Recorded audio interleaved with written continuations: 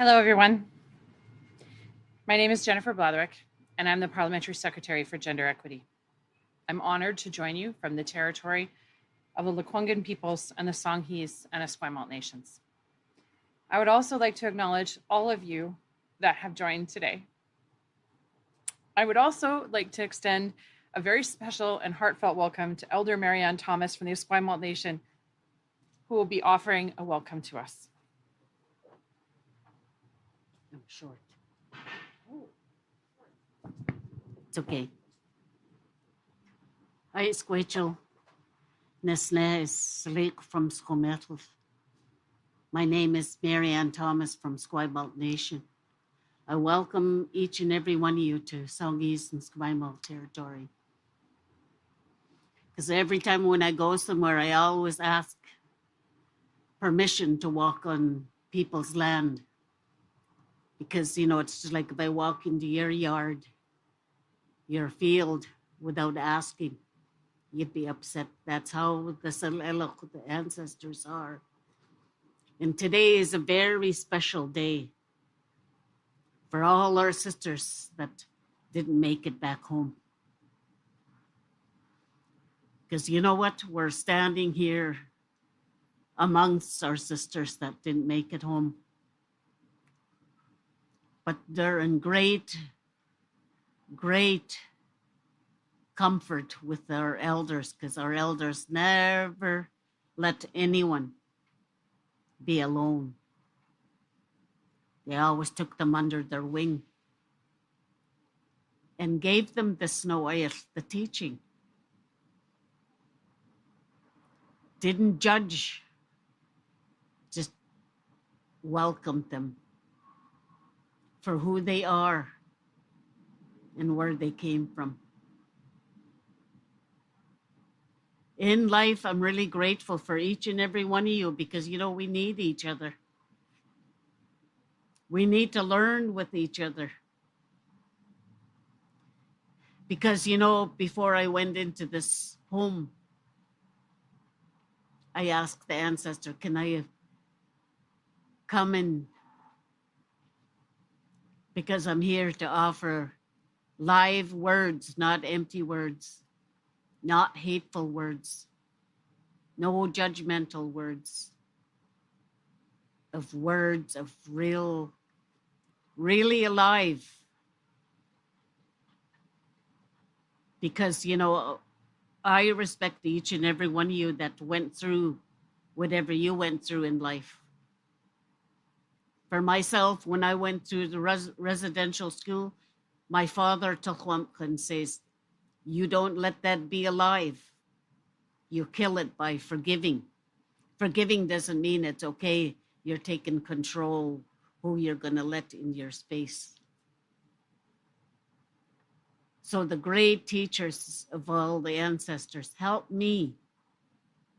And I had to do it. Really meaningful, do it.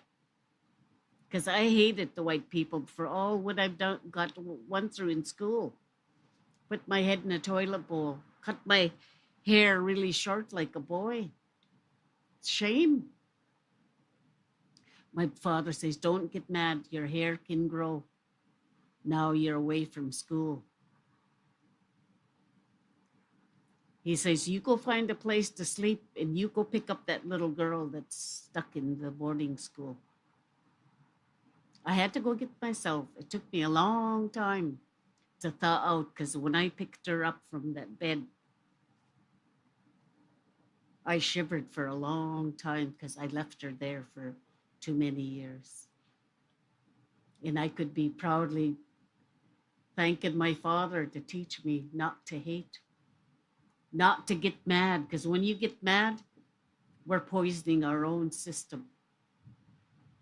There is a lady that she woke up mad. Evenings, she was mad. Supper time, she was mad. My father says, you see that Slaney? When she gets sick, she's really going to be sick. She's going to be really sick. And I went to see her, and she told me where to go. She was upset. But I went to the daughter, and I said, you better get mommy to the doctor to get checked out. brought her up there, got the ambulance straight up to Jubilee, and straight into the operating room. Opened her up in 75, her intestines were black. That's from her being mad. That's why don't get mad over small, stupid things. We have a mouth to talk and smooth things out. All these things, all I talk about is what I experienced. And I don't hate white people anymore. Because it's not all the people that harmed me and put my head in the toilet bowl. And I have this life in having friends like you today. Because we're not here by ourselves. All the sisters that didn't come back are here in good hands with the people. Because our people didn't push anybody away. If they needed somebody, their comfort arms were there. So today I just wanted to share that our sisters are not by themselves. Because, we're lucky that we can have a burning to feed them, send them clothes, send them food. This is what we do every 4 years for our people. We have a way of looking after our deceased, but the good memories that we keep alive. So I just really wanted to thank you and let me share a few things with you. Tito siam saaf men, tayaf namet in Esquire. Deem it now for the slack and for the stay. As with the box wet. To go to squalwins imishtanis low at Tumuk. Na awesome to the stay with Tetuk the high cone for their sheth imishtanas low at Tumuk.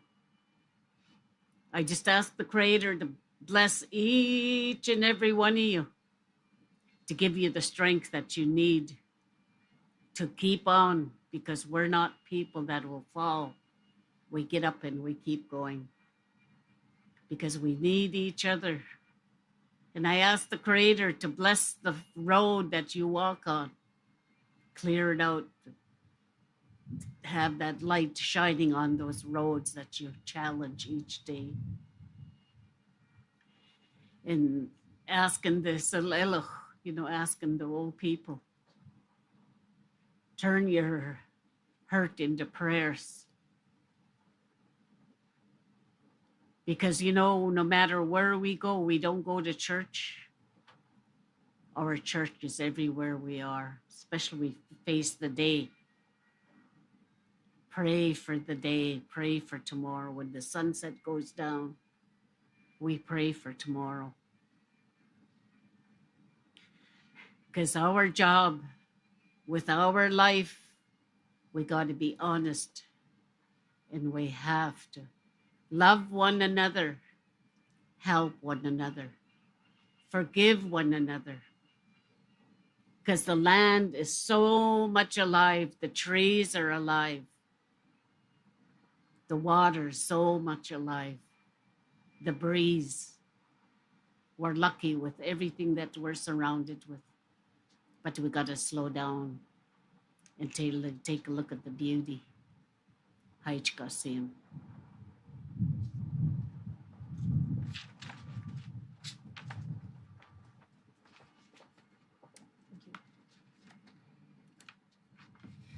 Thank you, Elder Marianne.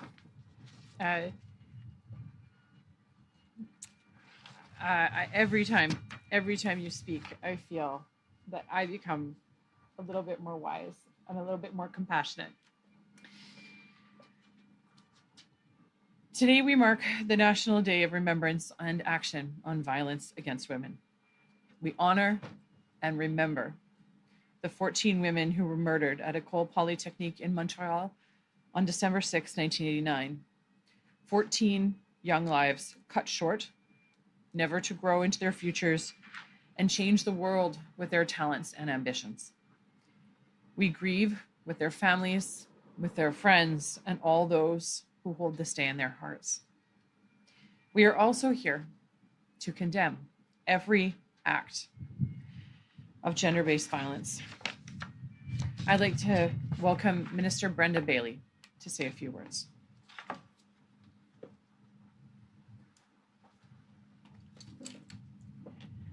Thank you very much. And I too want to thank Elder Thomas for her always powerful and generous sage words. Thank you for welcoming us to the territory, and thank you for your warmth and your generosity and your wisdom and starting us in a good way. So I wanted to take a chance to share my personal story about living in Montreal in 1989. And I think in order to do that, I have to admit my age a bit. I'm an older generation of feminist than many of the people here. And I want to use that to kind of place where we were December 6, 1989.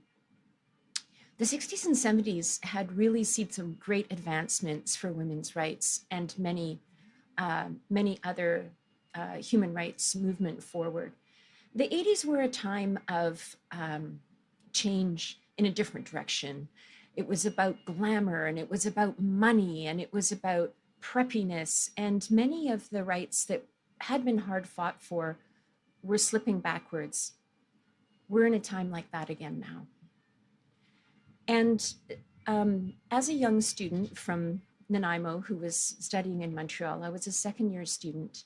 There were a lot of sexual assaults that were happening in the what we called the ghetto, the student ghetto, where the students lived in inexpensive places. And the women of McGill became very active on addressing the sexual assault crisis that was happening. And I became very active in that and became a spokesperson. And I share that because it connected me to the feminist movement in Montreal, both French-speaking and English-speaking, in that this crisis was something we were all experiencing in that city at that time. And we were organizing Take Back the Night marches, and we were organizing against some really ugly things that were happening on campuses. There were a number of date rapes where the men stayed and the women left. This still happens. What happened on December 6th, though, was an entirely different scale.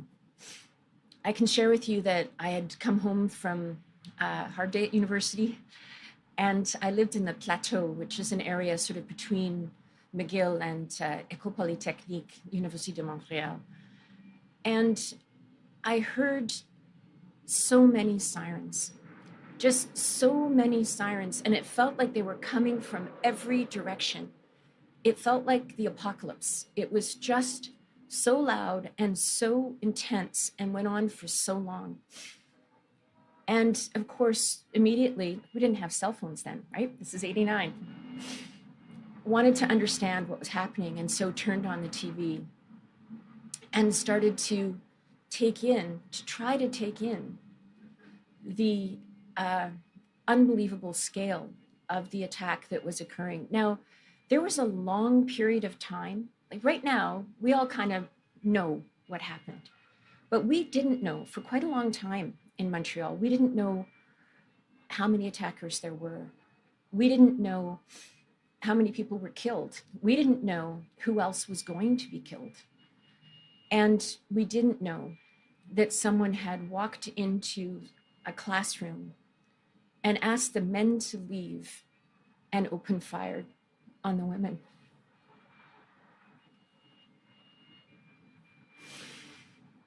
That night, we all poured into the grounds at École Polytechnique, people from everywhere.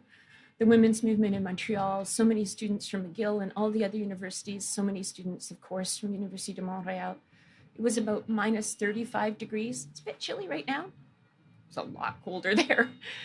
And we stayed up most of the night, just holding each other and weeping as we started to understand that this was femicide. We didn't have that word then, but we felt it.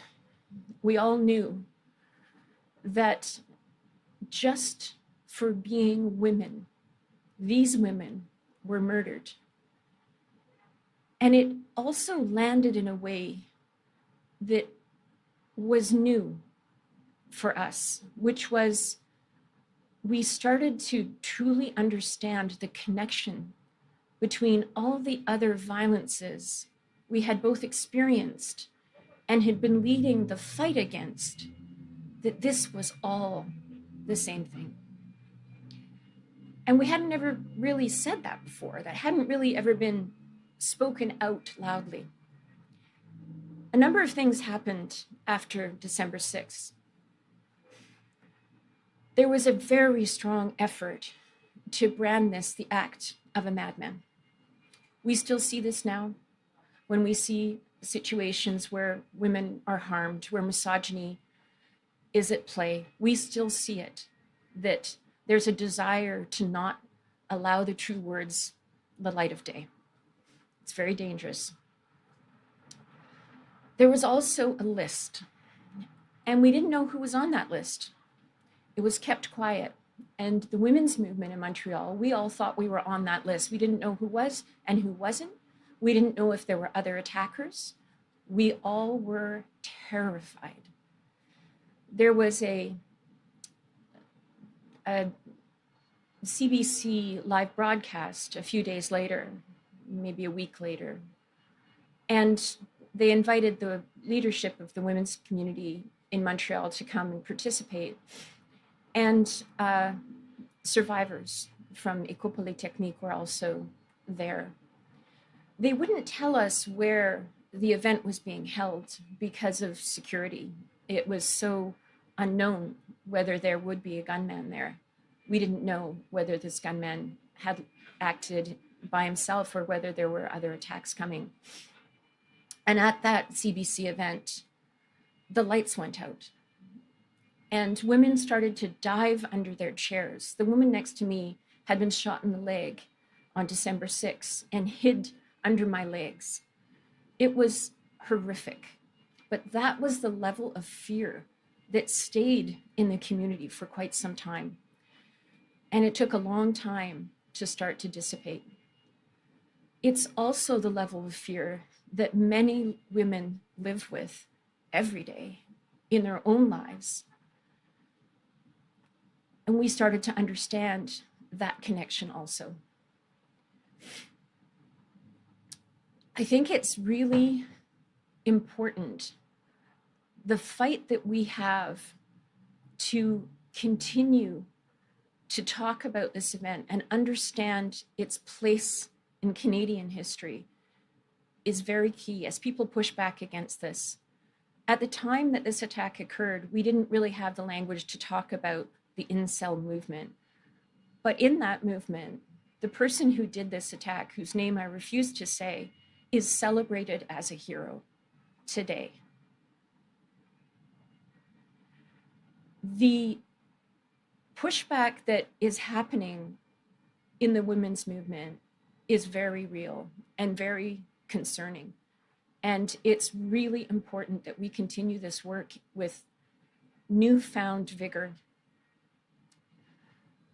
I know that my place of privilege as a white woman, my experience with violence is different than the experience of violence that many women I know, women who are Indigenous, women who are racialized, women who live with disabilities experience.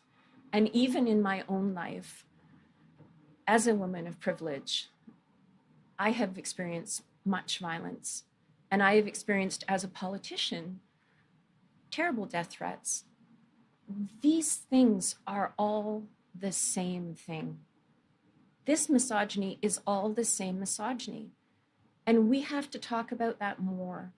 And we have to continue, all of us, to take action against this horrific misogyny that continues to thrive in our culture. And I really want to thank the people that are here, because I know, looking around me, these are the people doing that work. We are the people doing that work, and so many more. I look at people who are leaders, who are doing incredible things in their community. I'm so grateful. It's unbelievably important that we continue. Thank you.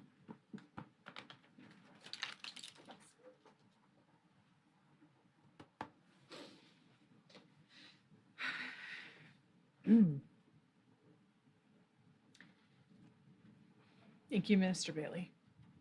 I would also like to welcome Nora Keegan, who is a third-year mechanical engineering student from UVic and chair of the Conference on Diversity in Engineering 2026.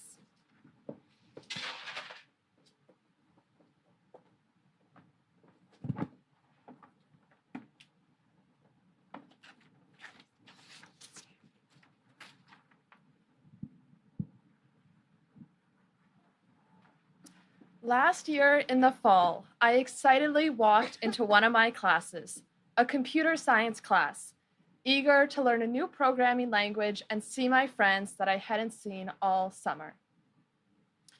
In that first lecture, I was sexually harassed. That was the last time I went to that class. The rest of the semester, I taught myself the material and watched videos online, keeping up with assignments and exams.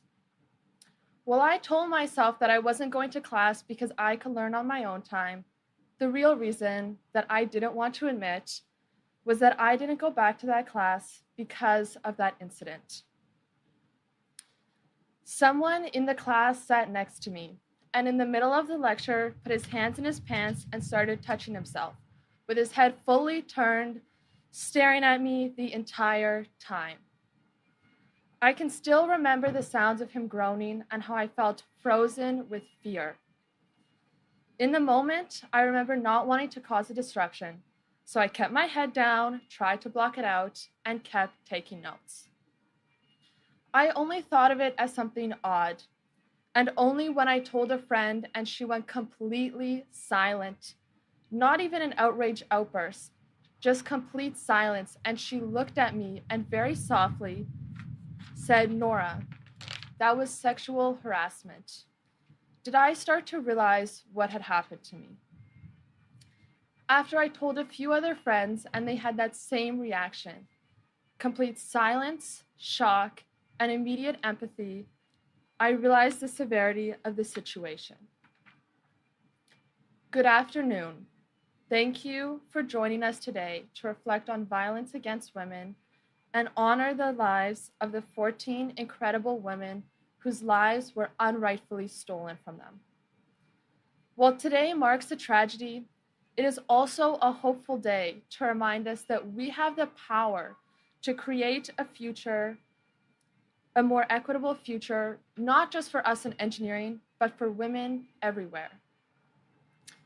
My name is Nora Keegan, and I am a student at UVic studying mechanical engineering. I am the current chair of the Conference on Diversity in Engineering, a national event for students to come together to share experiences and develop their skills. I am deeply honored to have the opportunity to speak here today. While it has been 36 years since the Polytechnic shooting, violence against women is still ongoing. Violence can take many forms, and it is often the everyday actions that are overlooked but can still be harmful. I was harassed when I was sitting around other people in the middle of the day at school, which is supposed to be a safe place, just trying to learn. Since I was young, I've been reading books about women's rights, watching documentaries, and followed the Me Too movement so that I could understand the signs of violence around me in the hopes to prevent it one day happening to myself and others. However, in the moment and after, I still wasn't able to recognize it on my own. This is not just about my story. This is about the reality that many women face on a daily basis. I haven't talked to a single one of my friends that are women that haven't been harassed or assaulted at some point in their life through one form or another.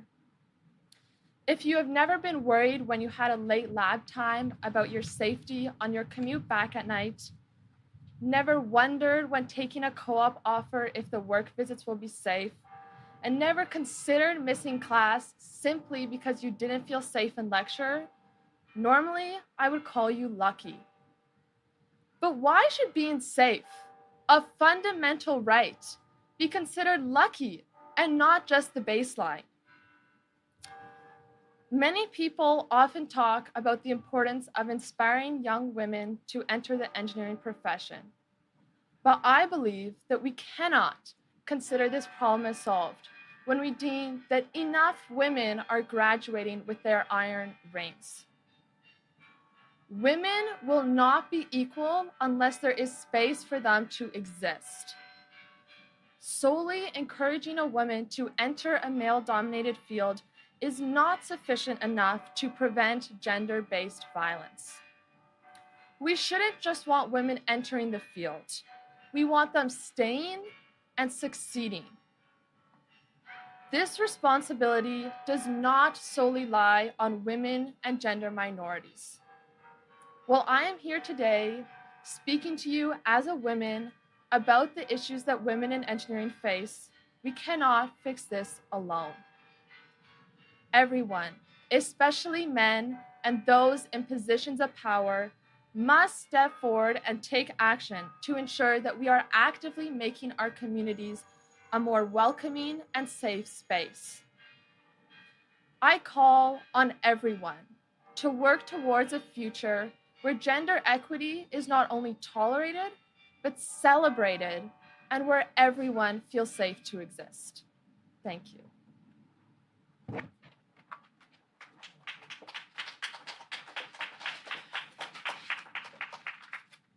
Thank you, Nora.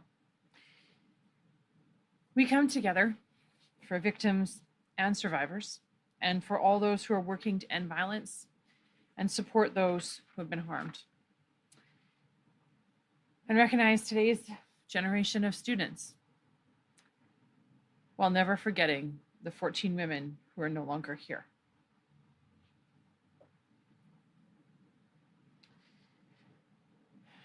Geneviève Bergeron, Hélène Calgan, Nathalie Croteau, Barbara Degnaud, Anne-Marie Edouard, Maude Haviernac, Marie Lagenière, Marie Leclerc, Anne-Marie Lemay, Sonia Pelletier,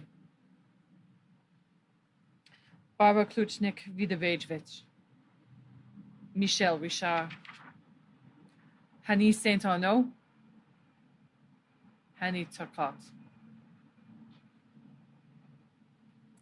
I'd like to ask everyone to join me for 1 minute of silence.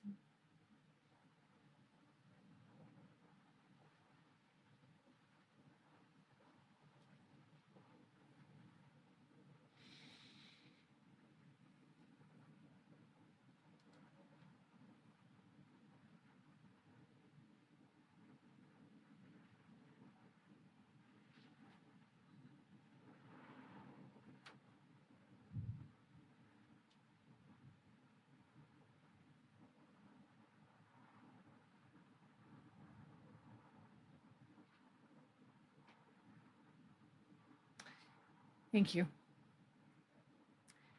I want to thank the speakers for their words about protecting all people from violence and changing the way that we interact in public spaces to celebrate inclusion.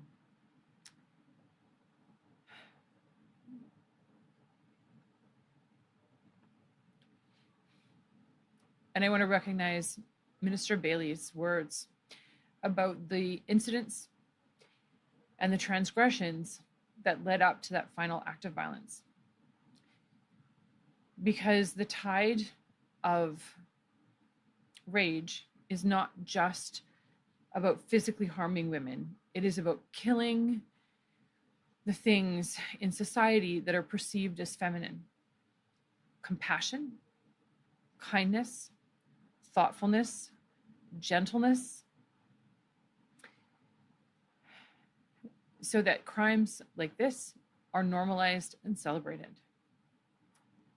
Please reach out to those in your community and those you care about, and make sure that the things that bring us together, the things that lead us to see the humanity in each other, that we're celebrating them together in memory of the 14 women who cannot be here today, and every person